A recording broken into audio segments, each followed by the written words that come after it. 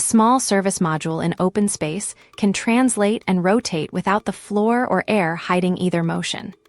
Imagine two identical modules, initially at rest, receiving the same brief sideways impulse. The only difference is where each impulse acts. The first impulse points through the center of mass. The second is parallel but acts half a meter above the center. After both pulses end, which statement should be true? The center paths match, the orientations match, both match, or neither matches.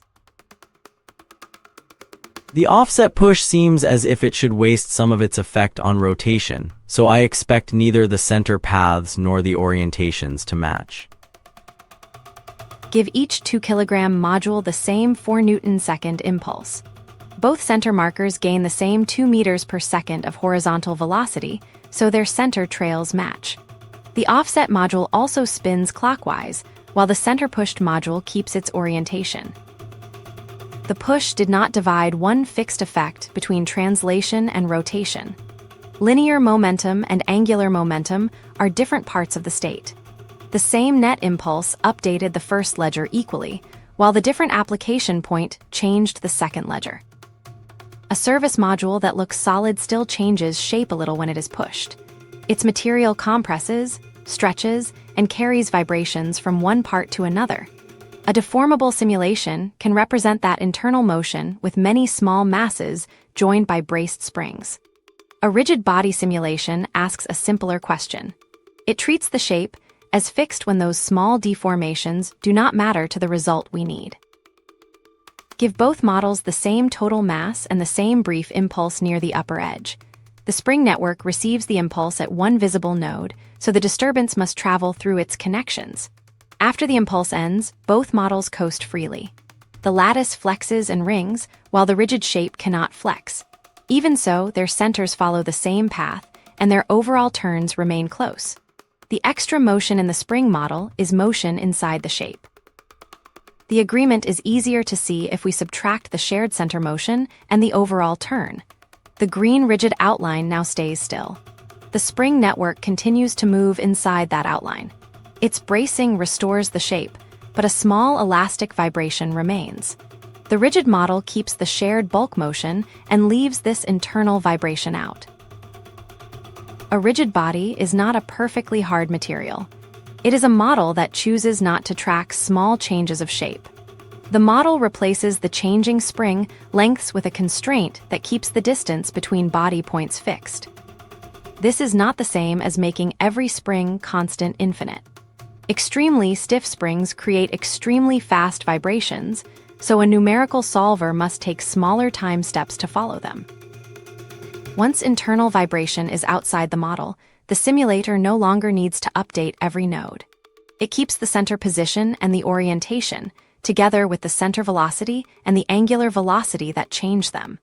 Mass and moment of inertia remain properties of the body. The opening experiment showed that one impulse can update center motion and rotation differently. To predict the rotational update, we must include where the impulse acted. The reduced rigid body state separates center motion from rotation. Position and velocity describe the center. Orientation, angular velocity, and moment of inertia describe planar rotation. The equal impulses updated these two parts differently even though their magnitudes matched. The missing input is the visible line through which each impulse acted. Start with the impulse through the center. Its line of action crosses our angular momentum origin, so the perpendicular moment arm is 0. The linear impulse is 4 Newton-seconds, but the angular impulse about the center is 0. Move the same parallel impulse half a meter upward. The vector from the center to the application point is the moment arm. In the plane, its cross product with the impulse points into the screen, which we call the negative direction. The angular impulse is minus 2 kilogram square meters per second. Net impulse changes center of mass momentum. Net angular impulse about the center changes angular momentum. For this fixed planar axis, angular momentum equals moment of inertia times angular velocity. The two updates consume the same applied interaction, but they answer different questions. Torque tells us the angular impulse, but we still need to know how strongly a particular body responds. That response depends on where its mass lies relative to the chosen axis. Each of these dumbbells contains two 1 kilogram point masses. The compact body places them 3/4 of a meter from the axis. The wide body places them 1½ meters from the same kind of axis. Both bodies now receive the same angular impulse. Its magnitude is 2 Newton-meter-seconds. Which body should acquire the larger change in angular speed, and by what factor? The wider body looks as if it has more leverage, so I expect it to spin faster, perhaps by a factor of 2. For point masses, add mass times radius squared. Doubling every radius makes the wide body's moment of inertia 4 times larger. The same angular impulse, therefore, gives the compact body 4 times the angular speed change. Moving mass outward makes the body harder to spin about this axis. Moment of inertia always belongs to a body and a chosen axis. Change the axis and the number changes. In 3 dimensions, the angular response also depends on direction, so a full simulator replaces this one scalar with an inertia tensor. Return to one free service module and let several thrusters act at once. We must sum the same arrows twice, once as forces and once as torques about the center. Place 2 equal rightward forces at equal distances above and below the center. Their forces add, while their clockwise and counterclockwise torques cancel. The module translates without gaining angular velocity. Reverse the lower force. The 2 force vectors now cancel, but both moment-arm cross products have the same clockwise sign.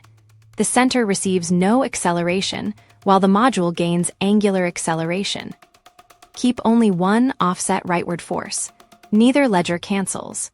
The module receives a rightward center acceleration and a clockwise angular acceleration. One interaction can therefore update both parts of the rigid state. The translation ledger sums every external force and divides by mass. The rotation ledger sums every external torque about the center and divides by the planar moment of inertia. Force placement is not decoration.